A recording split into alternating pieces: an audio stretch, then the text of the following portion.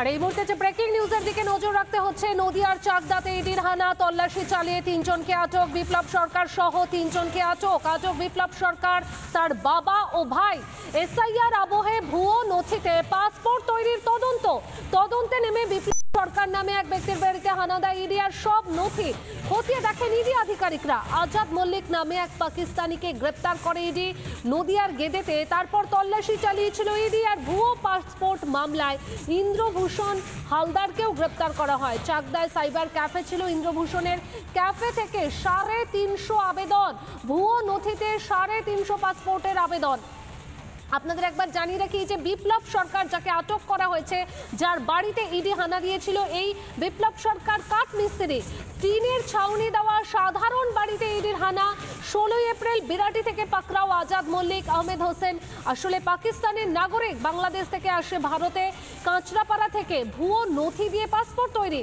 ধৃত আজাদকে জেরায় চাকদায় ইন্দ্রভূষণের সন্ধান। গত 7 বছর ধরে পাসপোর্ট তৈরির সঙ্গে যুক্ত।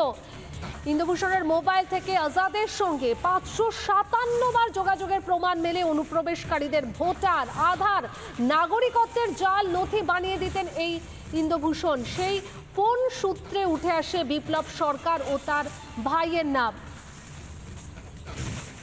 কথা বলবো প্রতিনিধি অর্ণবের সঙ্গে। অর্ণব, ক্যাফে থেকে 350 আবেদন, ভুয়ো নথিতে 350টি পাসপোর্টের আবেদন করা হয়েছিল। সেই ঘটনার সঙ্গে এই যে যাকে আটক করা হয়েছে বিপ্লব সরকার, তার লিঙ্ক আপটা কি যদি একটু আমাদের জানাও।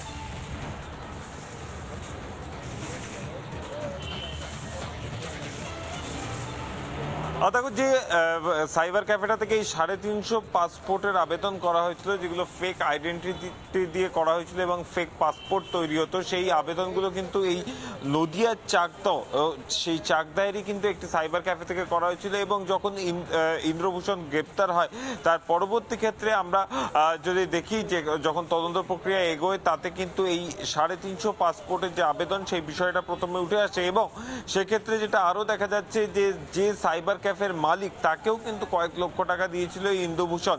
এবং সেই জায়গা থেকে দাঁড়িয়েই যে 350 নাম পাওয়া গেছিল, স্বাভাবিকভাবেই যেটা মনে করা হচ্ছে যে এই 350 নামের মধ্যে কিন্তু কোনো একটা যোগসূত্র রয়েছে এই নদিয়ার এই চাকদহের গ্রামের বাসিন্দাদের। এবং সেই জায়গা থেকে দাঁড়িয়ে বিপ্লব সরকার এবং তার বাবা ও তার ভাই দুজনকেই কিন্তু কিছুক্ষণ আগেই সিজিও কমপ্লেক্সে নিয়ে আসা হয়েছে। এবং সিজিও কমপ্লেক্সের যে অফিস রয়েছে এনফোর্সমেন্ট ডিরেক্টরেটের, সেখানে কিন্তু তাদেরকে ইতিমধ্যেই নিয়ে যাওয়া হয়েছে।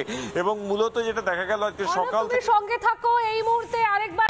নানা ধরনের কন্টেন্ট দেখার জন্য লাইক করুন, শেয়ার করুন আমাদের ফেসবুক পেজ, সাবস্ক্রাইব করুন আমাদের ইউটিউব চ্যানেল। পাশাপাশি অন্যান্য ব্রেকিং নিউজের জন্য অবশ্যই চোখ রাখুন রিপাবলিক বাংলায়।